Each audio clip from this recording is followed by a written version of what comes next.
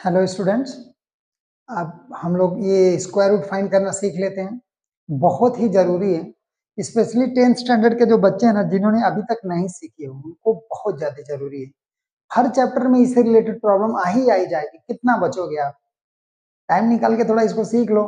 इसलिए मैंने सोचा कि अरे मेरे पास बहुत सारे स्टूडेंट हैं ऐसे, तो बहुत सारे बच्चों में मैं देखता हूँ ये बहुत प्रॉब्लम्स कॉमन होती है, तो इसको सीखो, खत्म करो ना।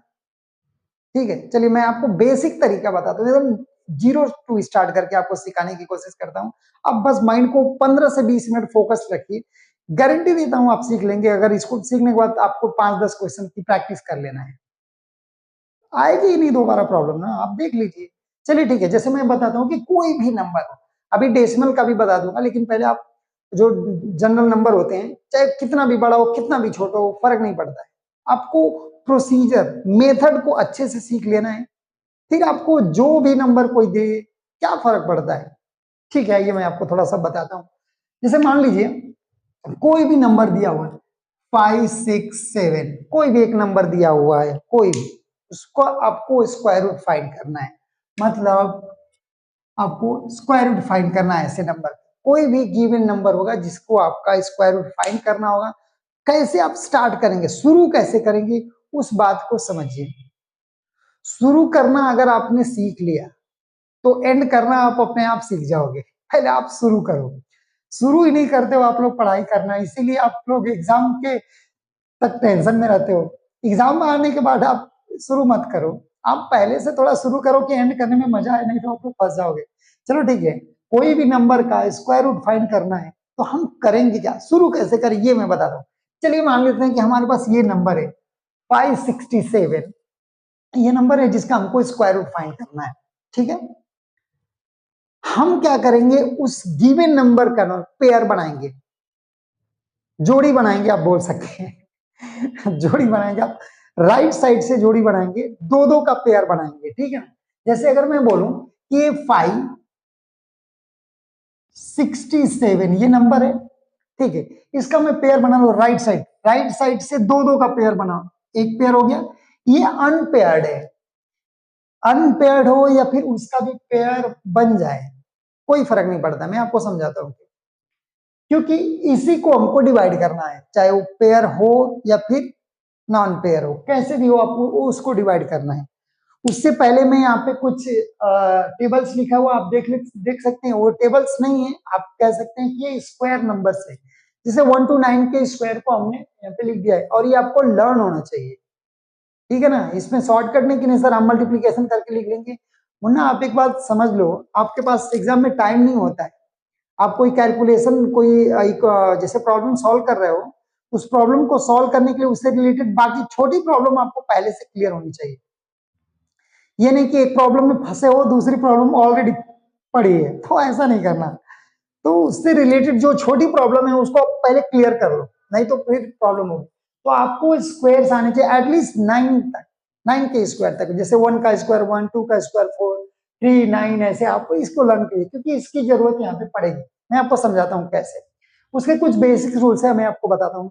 सबसे पहले स्क्वायर रूट फाइंड करने के लिए जो गिवन नंबर होगा, उस नंबर का आप राइट साइड से क्या करेंगे, पेयर बनाएंगे। अब क्वेश्चन बच्चों के माइंड में ऐसे भी तो आ सकता है ना, सर एक ही डिजिट होता ऑब्वियसली अगर एक ही डिजिट हो तो आप उसको जीरो लिख के पेयर बनाएंगे, या फिर अनपेयर्ड हो तो आप उसको भी डिवाइड कीजिए। जैसे यहाँ पे आपने राइट साइड से पेयर बनाया 6 और 5 का लेके, तो 5 अनपेयर्ड हो गया। इधर जो 5 है, 6 और 7 का पेयर बनने के बाद 5 अनपेयर्ड है, तो इसको आपको डिवाइड करना पड़ेगा। अब डिवीजन के जो रूल है वो किस तरीके से डिवीजन करते हैं यही आपको समझना है।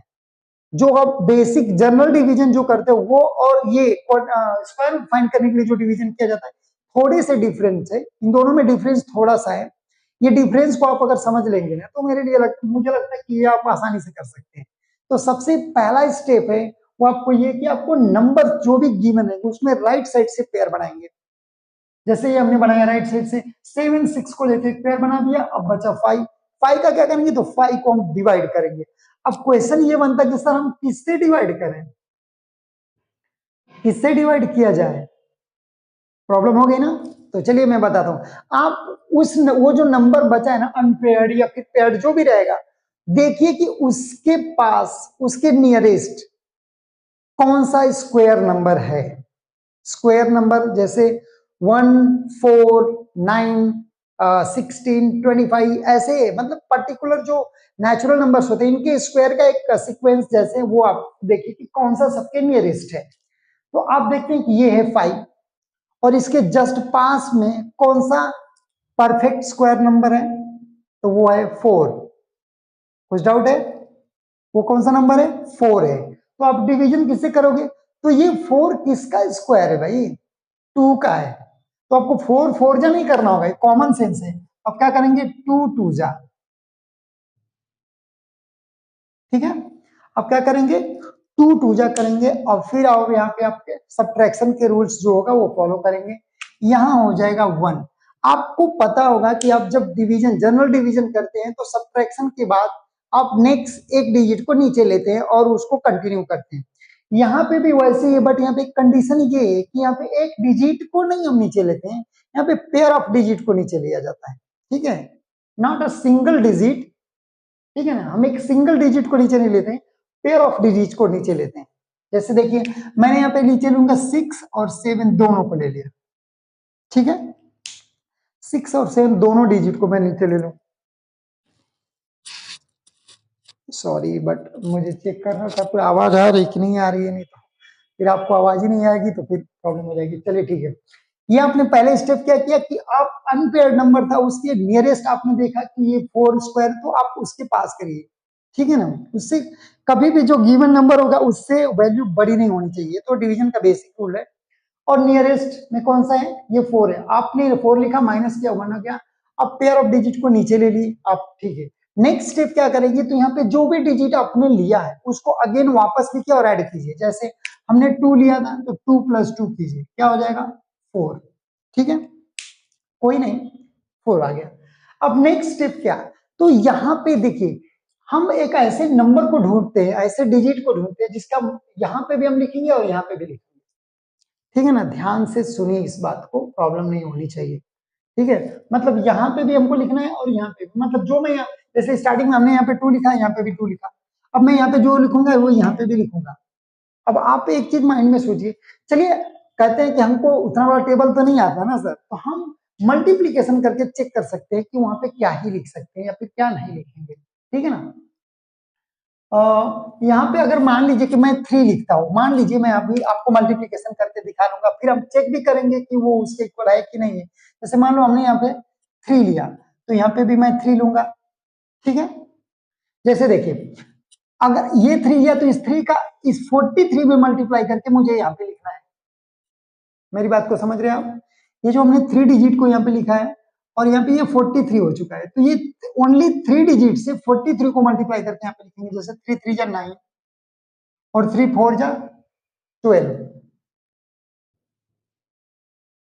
मल्टी सब्ट्रैक्शन करिए आप, तो ये क्या हो जाएगा? 17 - 9 कितना हो जाएगा? 17 - 9 कितना हो जाएगा? ओके, 15 ये 5 - 2 हो जाएगा 3, और इस तरीके से 0 हो जाएगा, ठीक है। ये आपका टर्मिनेट नहीं हुआ, मतलब रिमाइंडर 0 तो नहीं आया ना अभी, तो हमारा परफेक्ट स्क्वायर, मतलब ये जो नंबर है ये परफेक्ट स्क्वायर नहीं है, अदरवाइज इसकी जो वैल्यू है ये पूरा आपको रिमाइंडर क्या हो जाता है? 0, और यहाँ पे जो आपको होता ये प्रॉपर एक वैल्यू होती, लेकिन ये 0 नहीं आया। तो मैं थोड़ा सा आपको आगे बढ़ के करना बताता हूँ। मान लीजिए कि यहाँ पे आपने एक डेसिमल ले लिया, यहाँ पे डेसिमल, क्योंकि आप डिवीजन में डेसिमल लेते हैं तो एक 0 को क्या करते हैं?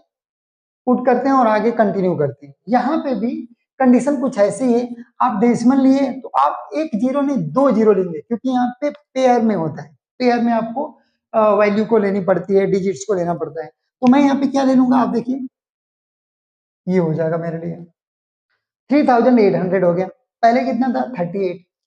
अब तो यहाँ पे जो भी आप लिखे हैं वापस इसको, ये प्रोसीजर बार बार आपको रिपीट करनी है। क्या करनी है? रिपीट करनी है, बार बार रिपीट करनी है। अब यहाँ पे थोड़ा सा आप कॉमन सेंस लगे, 3800 है, ठीक है, और यहाँ पे 46, मतलब यहाँ पे जो भी वैल्यू मैं पुट करूंगा यहाँ पे भी पुट करूंगा। तो आप अगर थोड़ा सा अपना कॉमन सेंस लगाते हैं तो देखेंगे कि यार ये अगर ये 400 होगा तो 400 9 जा करेंगे तो हम 3600 होगा, और ये 3800 है। अप्रोक्सीमेटली उतना मतलब वैल्यू के आसपास से हो जाना चाहिए, लेकिन ये समथिंग उससे थोड़ा कुछ है। तो मैं यहाँ पे हम जैसे चेक करने के लिए एक वैल्यू को लिखते हैं। जैसे मान लीजिए कि हमने यहाँ पे ले लिया,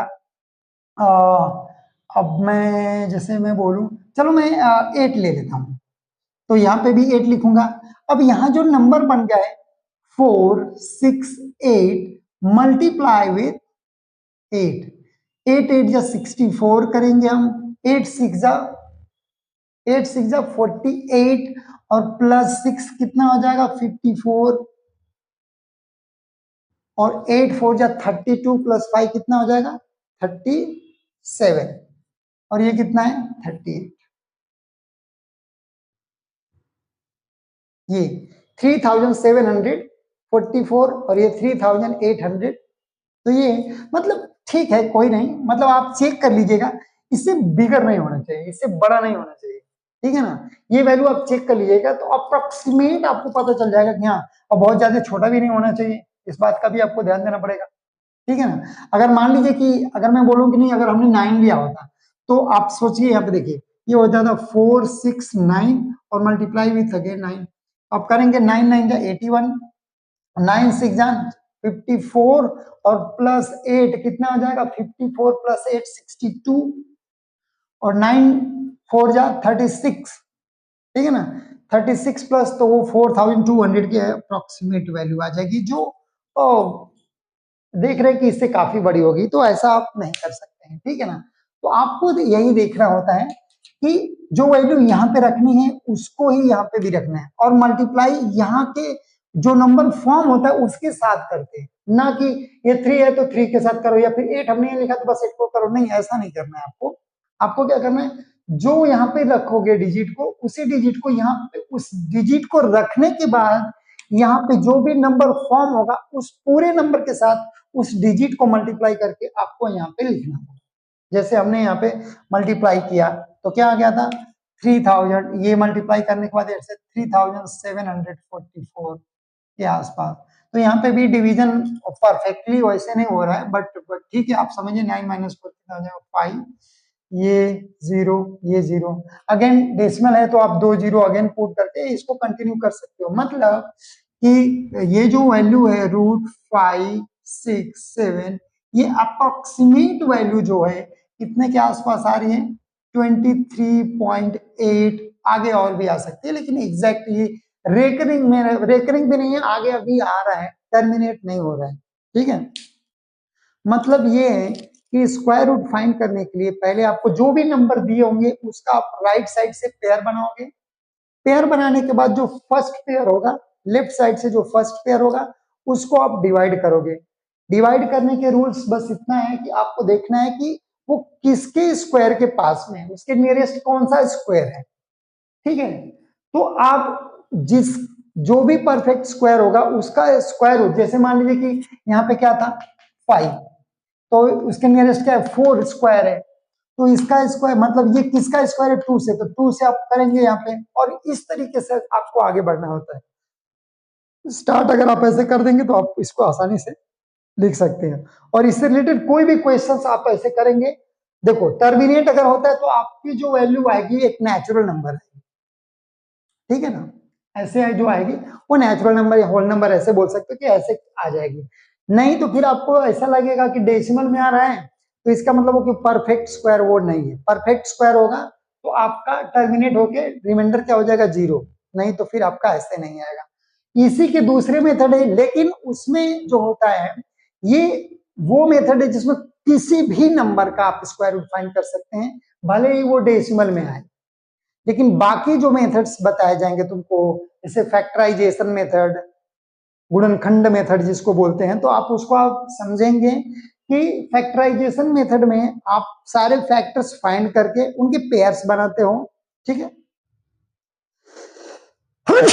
सॉरी, आप देखोगे कि यहाँ पे जितने भी मतलब उसके फैक्टर्स आएंगे उस फैक्टर्स का पेयर बनाओगे। जैसे मैं एग्जांपल एक बताता हूं, जैसे मान लीजिए ये 64 है स्क्वायर रूट में, इसका हमको क्या निकालना है स्क्वायर रूट, मान लीजिए मैं यहाँ पे लिखता हूँ, हमने 2 से डिवाइड किया तो आ गया 32, अगेन हमने 2 से डिवाइड किया तो आ गया यहाँ पे 16, अगेन 2 से किया 8, अगेन 2 से किया 4, अगेन 2 से 2, अगेन 2 से 1, ठीक है ना।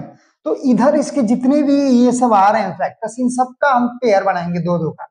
तो देखिए कितना है, 2 into 2 into 2 into 2 into 2 into 2, I think 6 time है, 1 2 3 4 5 टाइम्स है।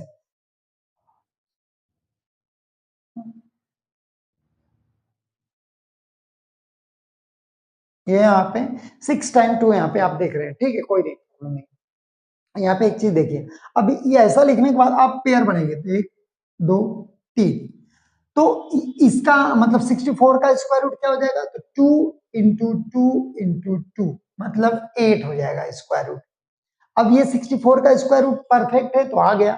अगर मान लीजिए कि यही हमने 32 का अगर निकालना होता, 32 का स्क्वायर रूट, तो आप देखेंगे इसको बस आप हटा दीजिए, तो ये दो पेयर तो बन गए, ये नहीं बना, तो उसको आप कैसे लिखेंगे, आपको बता रहा हूं कि आपको ऐसे लिखना होगा। जैसे आप लिखेंगे जिसका पेयर बन गया वो हो जाएगा 2 इंटू 2, और जिसका पेयर नहीं बना उसको आप रूट के अंदर ही लिखिए, तो क्या हो जाएगा 4 रूट 2। 10th स्टैंडर्ड में इतना सिंप्लीफिकेशन सफिशियंट है, आप इसके लिए घबराने की कोई जरूरत नहीं है। लेकिन स्क्वायर रूट हमने डेसिमल में जाके भी अगर फाइंड आउट करना है, प्रॉपर आपको निकालना है, तो इस तरीके का इस्तेमाल करके आप फाइंड आउट कर सकते हैं। 7th 8th स्टैंडर्ड में स्क्वायर रूट फाइंड करना अच्छे से बच्चों को सिखा दिया जाता है। जो बच्चे वहां पे नहीं सीखे हैं ना, उनको सीख लेना चाहिए, चाहे टाइम निकालो, जो भी करना है करो, बहुत जरूरी है। क्योंकि हर चैप्टर में, जैसे मैं बोल रहा हूँ ना, क्वाड्रेटिक इक्वेशन आ गया, स्टैटिस्टिक्स में भी आपको वेरिएंस फाइंड करने के लिए, कब वेरिएंस तो अभी नहीं, 12th में आएगा, वो अभी नहीं आएगा, तो आप उसका टेंशन मत लीजिए। 11th 12th का मैंने कुछ चैप्टर्स डालने की कोशिश अभी जैसे कर रहा हूँ, 10th के ही बच्चे अभी, क्योंकि ज्यादातर अभी बच्चे जो है अभी 10th में है, तो मैं सोच रहा हूँ कि अभी क्या कर सकते हैं, ज्यादा फास्ट जाना है। मैं सोच रहा हूँ जो भी आएगा इससे रिलेटेड क्वेश्चंस जो रहेंगे वो सब बच्चे सीखेंगे, तो शायद बेटर रहेगा। तो 10th वाले बच्चे इतना बात को ध्यान में रखें, क्योंकि अगर आपने 10th अभी अच्छे से नहीं किया तो 11th 12th तो आपके बस का नहीं होगा, क्योंकि अभी आप नहीं सीख सकते, तो 11th 12th में जाके आपको कोई ये सब करना सिखाएगा, फिर आपको इंटीग्रेशन डिफरेंशिएशन उधर आप फंस जाएंगे, तो वहां प्रॉब्लम क्रिएट हो, उससे बढ़िया पहले उसको सॉल्व करो, ठीक है। चलिए कोई बात नहीं है। आपने देखा कि कोई भी, हमने एक बार फिर से रिवीजन कर देते हैं आपको, आपको एक बार के लिए, आपके लिए, सॉरी, आपके लिए एक बार एक्सप्लेन कर देता हूं फिर से, कि कोई भी नंबर का स्क्वायर रूट अगर आपको लॉन्ग डिवीजन मेथड से फाइंड करना है तो आपको क्या करना होगा, बस इस बात का ध्यान दीजिए, ठीक है ना। आपको क्या करना है, जैसे भी नंबर आपको मिले, कोई भी नंबर हो, उसमें आप पेयर बनाइए, किधर से, राइट साइड से पेयर बनाइए, राइट साइड से, ठीक है, दो दो के पेयर बनाइए। अगर सारे सबके पेयर्स कंप्लीट हो चुके हैं या फिर कोई फाइनली एक अनपेयर्ड रह गया, तो आपको उस अनपेयर्ड या जो फर्स्ट पेयर होगा उसको आपको डिवाइड करना होगा लेफ्ट साइड से, और पेयर बनाना है राइट साइड से, ठीक है।